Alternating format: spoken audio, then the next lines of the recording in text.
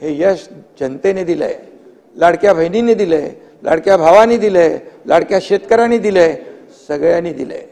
त्यामुळे ईव्हीएमचा घोटाळा तुमच्याच लोकांनी सांगितलंय की ईव्हीएमचा घोटाळा झाला नाही, कारण हे यश ईव्हीएमचा घोटाळा झाला असता आम्हाला माहित पडलं असतं, तुम्हाला माहित पडलं असतं।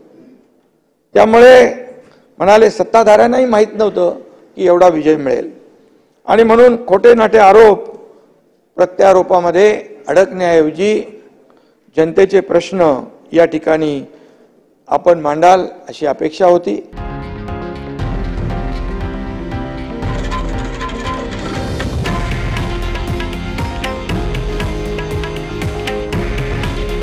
हे आहे देशातील नंबर 1 न्यूज नेटवर्क आणि आपण पाहत आहात TV9 मराठी।